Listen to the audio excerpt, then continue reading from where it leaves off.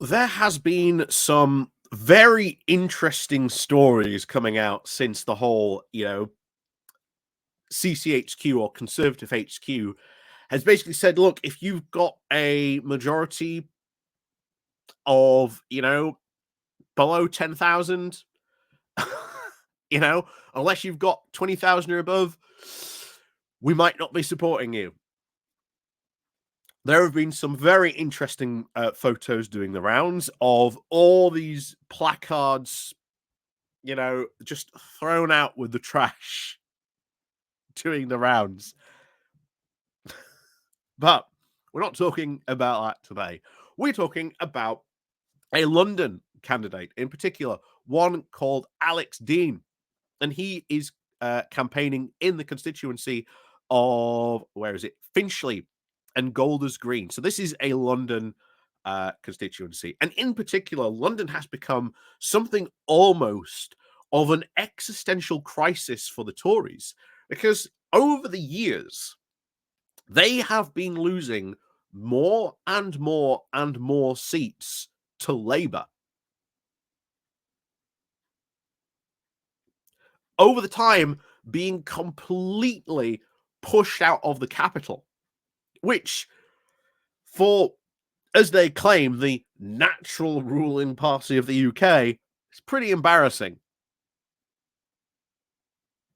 And of course, they'll come up with all kinds of excuses as to why they are doing that. But the cold hard truth is their policies just are not appealing to people who live in London or in most cities now. You are seeing that happen of Tories slowly but surely being pushed out into sort of the more rural seats.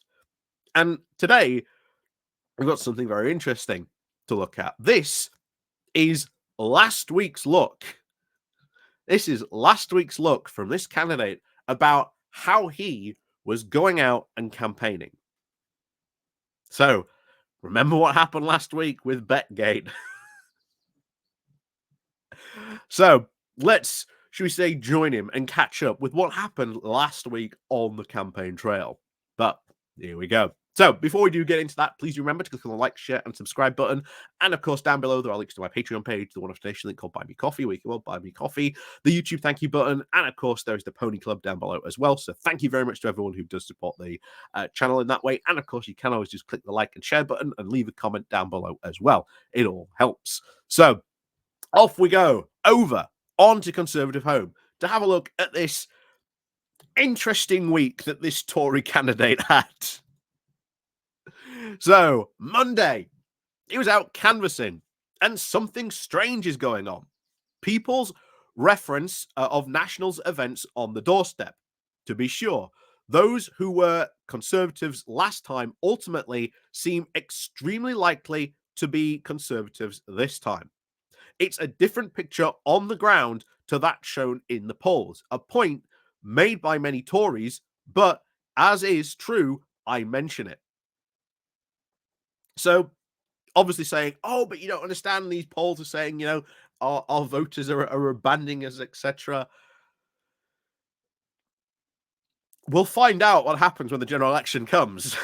But remember, as we've discussed before, you've had people that missing 10% of Tory voters who at this election aren't going to change the vote, aren't going to go vote reform, but are just not even going to go out and vote. And that we have seen play out at the local elections. This could play out at the general election as well. And how many Tory voters are just going to stay at home because they are so appalled at the state of the party? And remember, with BetGate, now once again, reminding people just how bad the party is, sure is going to be interesting to see what happens there. Anyway, on to Tuesday. We finished then our delivery for the Get Out the Postal Vote personalised letters. So, many people are now registered to vote by post, that this is no small undertaking, and the volunteers who've done it with me are fantastic, delivering in the sunshine at least. Okay, focusing on postal votes, we said again, important campaign touch votes. There will be many people by now at this point who have voted. If you have a postal vote, there will be many people who have already voted by this point. So, Wednesday. Here we go. It emerges that Conservatives in many different roles have now put bets on whether the election was going to be. Myvon knew this are pretty unprintable. Pretty unprintable. Well, beyond noting that this is a story that will likely run because of the behavior is so laughably stupid that it would be comical. But for the harm it now does to those of us campaigning street by street, thanks, guys.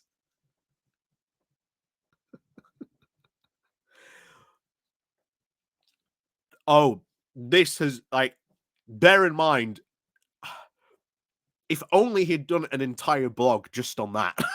If only this guy had done an entire blog just on that. That would be fantastic. But anyway, continues. So we also have our first hustings. And on one hand, Sarah Sackman, my Labour opponent, has an advantage, as it is held at the synagogue at which she and her family have worshipped for years. I can't compete with that past.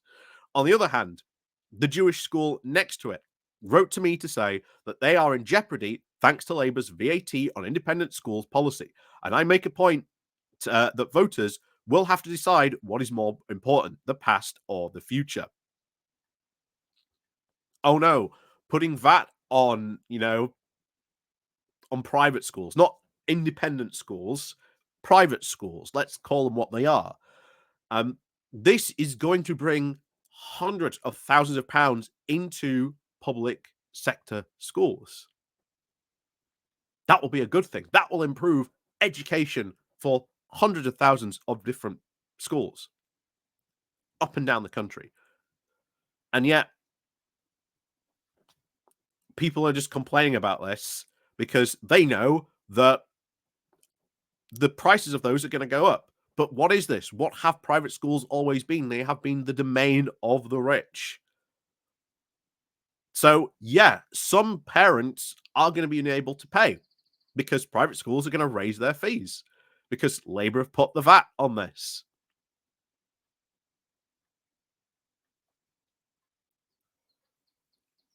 But now you're going to have to put your kids into state schools. So, guess what, parents? Time to start, pushing your local schools. Start pushing for, education policy. Make education better. Don't just send your kids to private schools, on that. And, if you want a good take on private schools, go to Graham's channel. He talks about that nonstop. Maybe it would actually be good to get Graham to talk about that at some point. We might have to do that. But anyway, back to this. So, Thursday, canvassing. The latest, of course, leadership debate. Ooh. So the latest televised leadership debate, albeit that they're now sequential presentations this time, not an actual debate. The format doesn't allow for proper explanations of positions on issues like membership of the European Court of Human Rights, which I've discussed elsewhere, and Fiona Bruce breaks her own rule about not interrupting right after mentioning and throughout.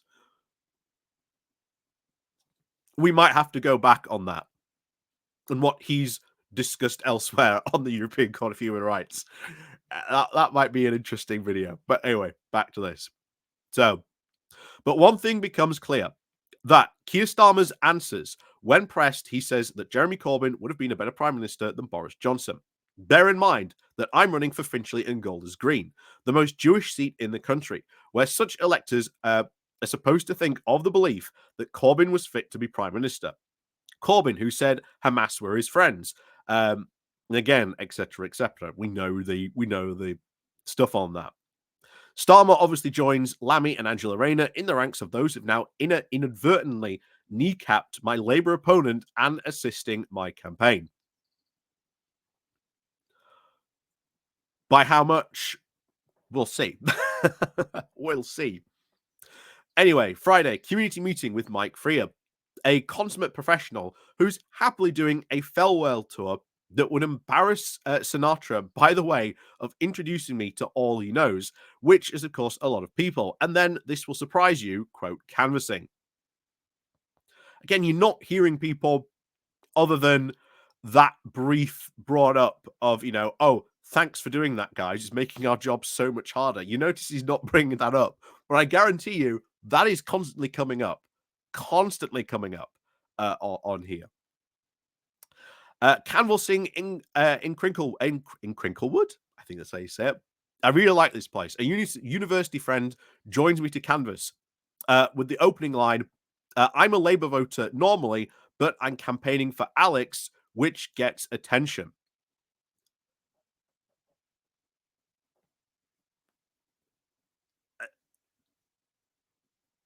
Are you allowed to do that? Um,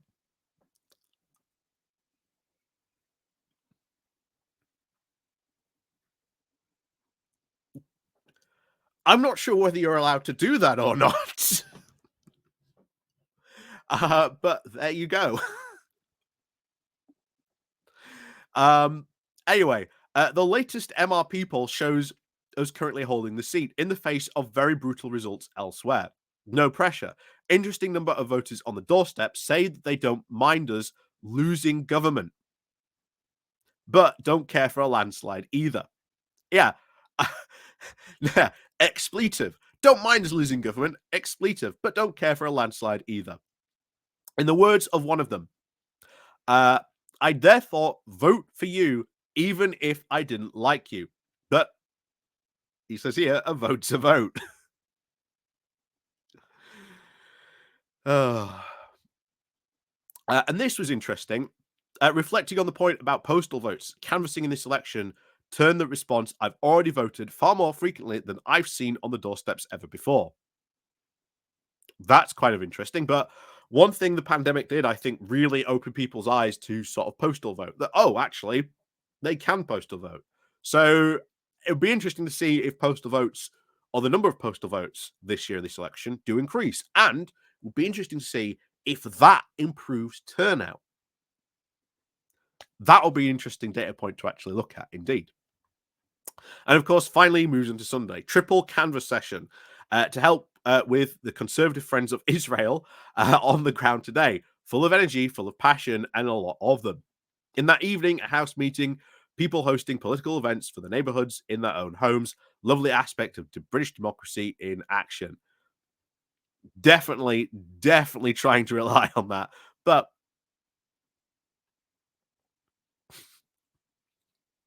here we have first comment. Because again, comments on Conservative Home, very illuminating for the larger, non-parliamentary party. Alex Deane says about the gambling scandal, quote, this behavior is so laughably stupid. I'm not sure what he means by this, as he doesn't explain. Perhaps you should actually print the, quote, unprintable views.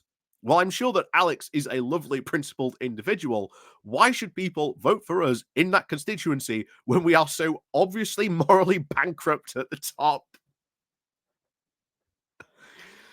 Oh,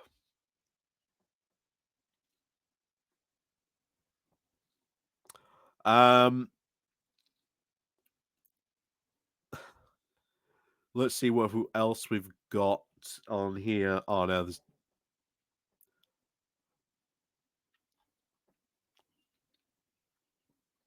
someone else here. This is a classic Westminster bubble delusion, utterly detached from the real world.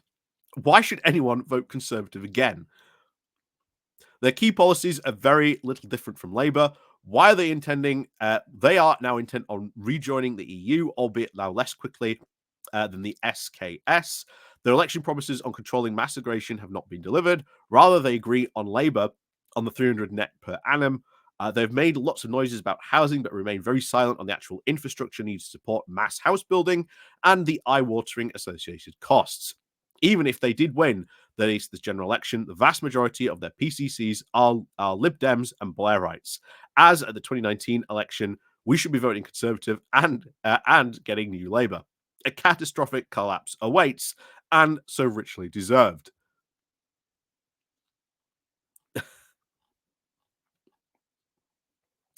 So, will this guy win his seat? Who knows? But London in particular has become an ever retreating prospect for the Tories, that's for sure. Will he win? Interesting campaign, obviously, directory there.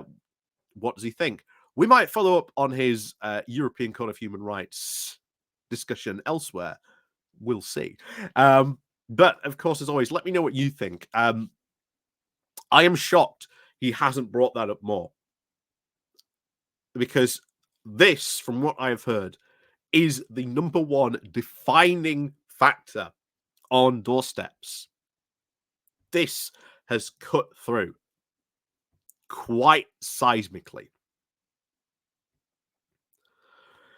So we'll see what happens when we get, some of the latest polls, but it wouldn't shock me to see that this has affected the Tories even more, lowering their, voter intention of people going to out to vote. After all, as that comment said, why are people going to go out and vote Conservative after you've shown that the top are so morally bankrupt? Anyway, do tell me more stories about your interactions with local Conservative candidates, because I'm really fascinated by some of the stories that we have been getting by people commenting on in some of the sort of the past videos. Do go have a look at those comments of some of the past videos I've made about this, because some of the comments by people have been really, really interesting. But do put your own experiences of what you've been having with Conservative candidates. I would be really interested to know what you've been hearing, because it's an opportunity to sort of, rather than sort of, my local sort of and constituents around me sort of hearing about that, it's an opportunity to hear up and down the country what people are saying. And some of them have been very, very interesting indeed. So do please leave a comment if you've had an interaction with your local Conservative candidate. Let me know what they have said to you and what you've said to them, especially about the BetGate scandal. That does seem to be really cutting through in a very big way. But hey, let me know down below in the comments. And of course, as always, we'll see you all next time.